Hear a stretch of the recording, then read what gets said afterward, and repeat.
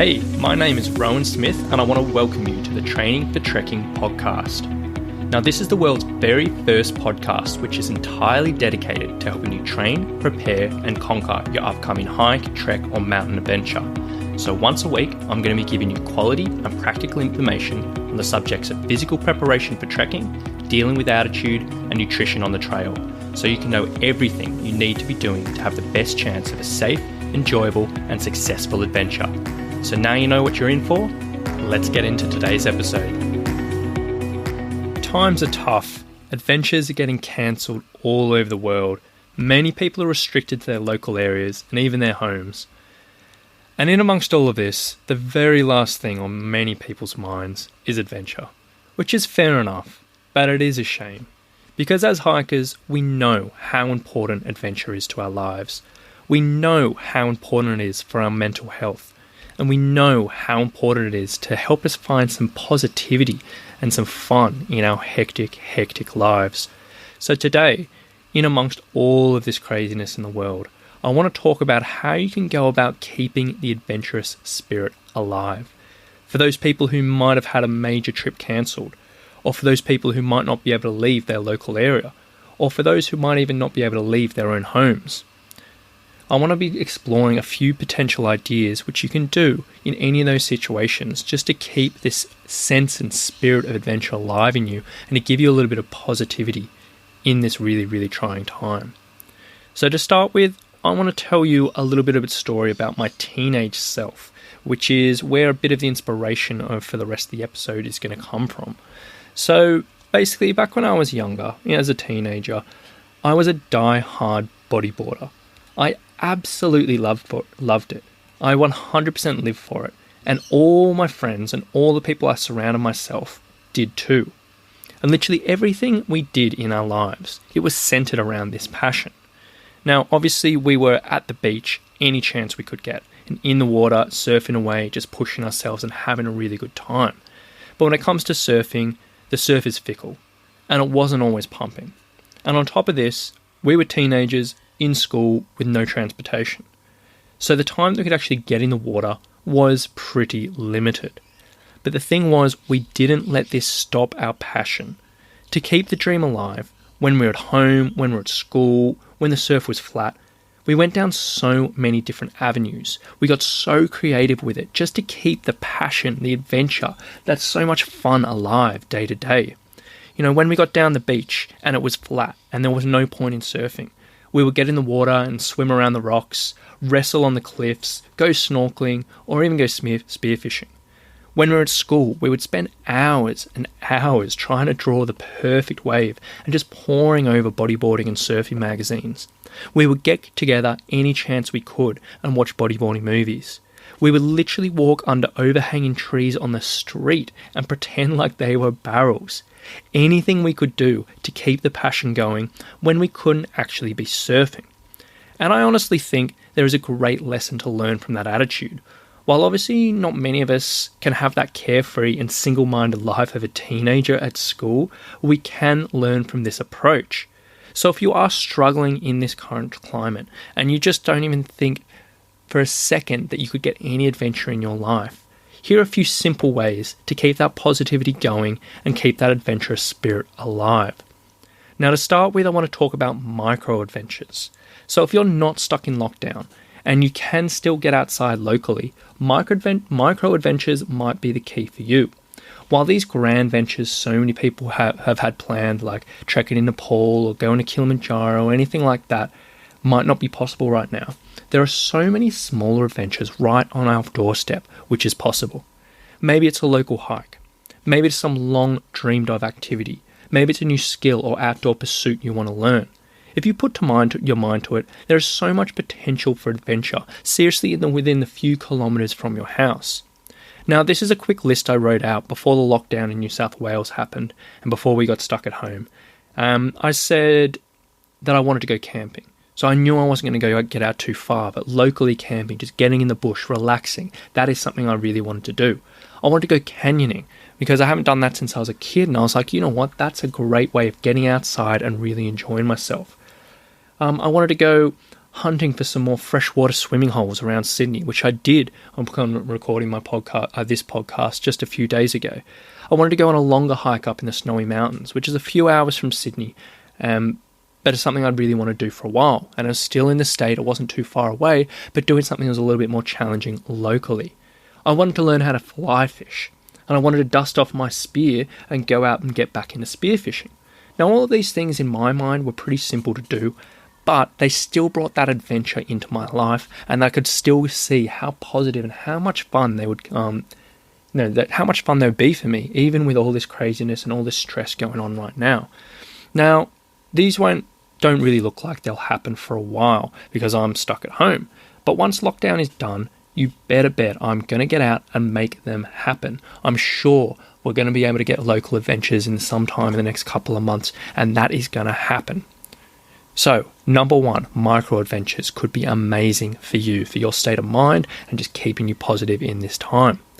But in the meantime, I know myself and many others are simply just stuck at home, and these micro adventures might be out of the question.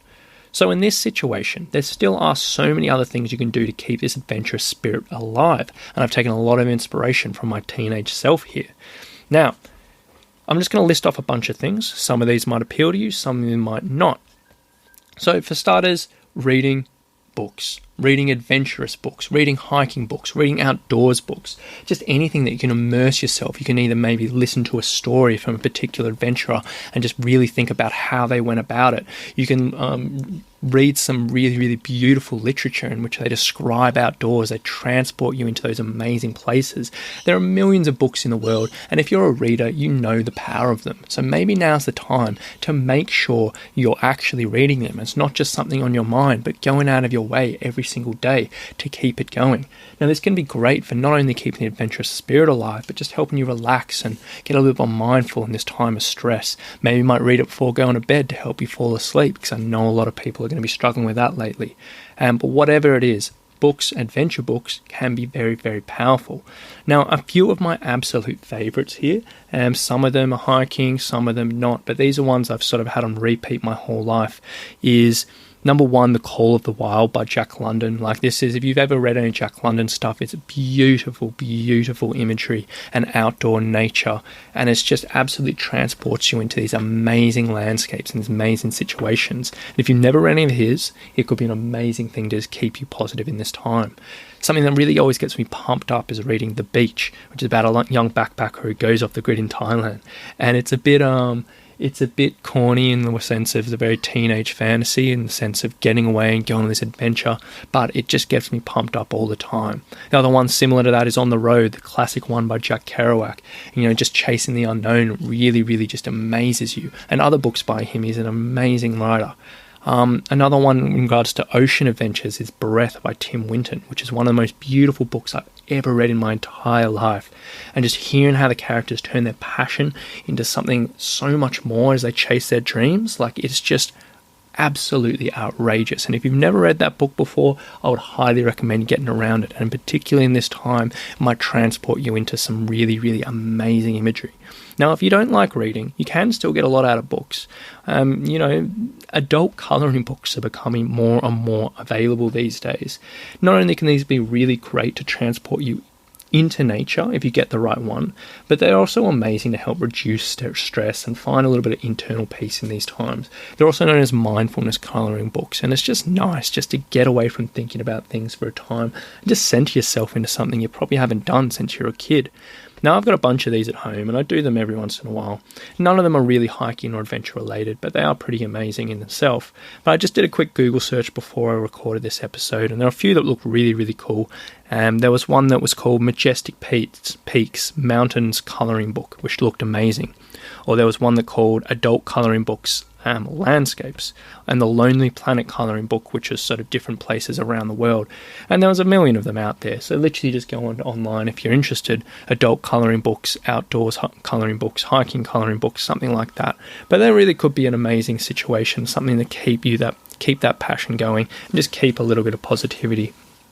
Now, but moving on from books, we obviously have to talk about movies. Like, we all know movies can be a great escape. There's so many amazing adventure movies out there, and I'm sure a lot of people are leaning on these in itself already, but specifically going down to a movie that can inspire you and can get you, transport you into that nature, transport you into that adventure, can be really, really great. Now, there's so many awesome adventure movies out there. A few of my favorites, the classic Into the Wild. Some hikers might hate this, so there's a lot of controversy with the guy in the movie, but whatever your opinion of it, it is an amazing movie, and it really does transport you away of just, this guy is just all about just getting away and getting into nature and getting into that adventurous spirit.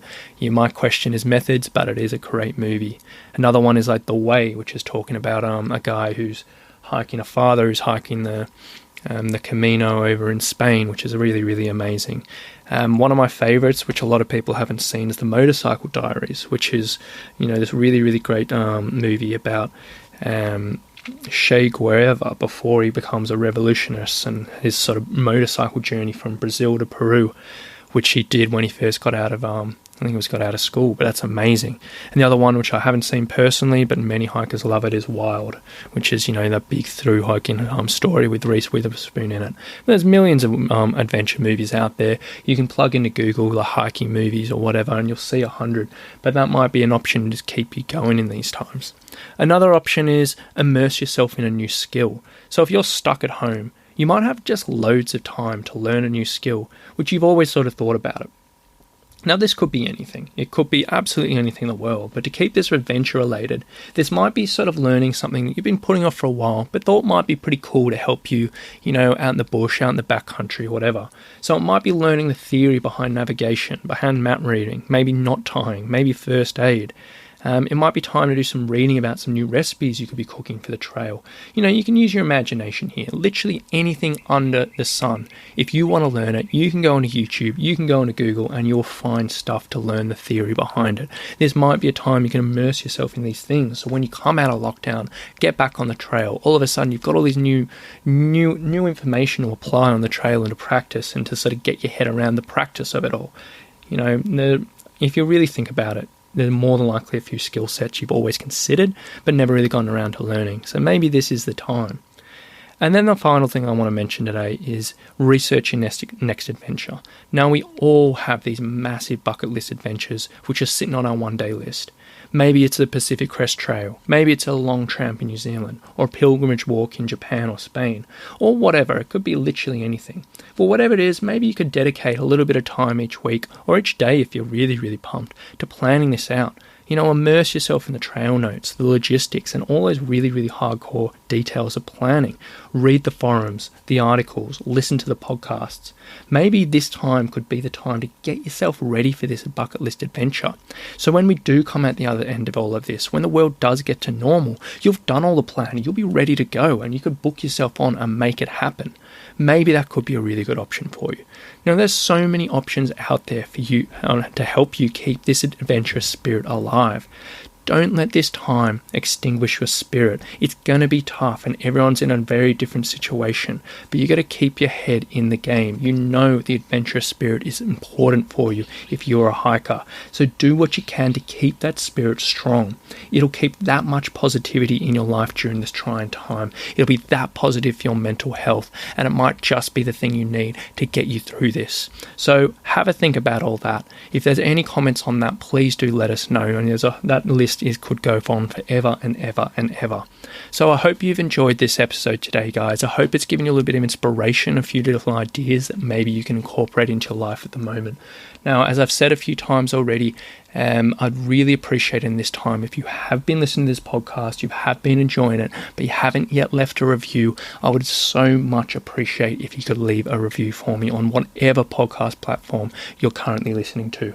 Reviews are a huge part of growing this podcast, and this podcast is a huge part of my business. And in this time, with the doubt over so much for small businesses, that really will make a significant difference to my business and keeping my dream alive. So I'd really appreciate if you could take 2 minutes to find whatever platform you're on, leave a review, and I really, really couldn't thank you enough. So thank you so much for listening today, guys. I really hope you've enjoyed it, and we'll talk to you again soon. Bye.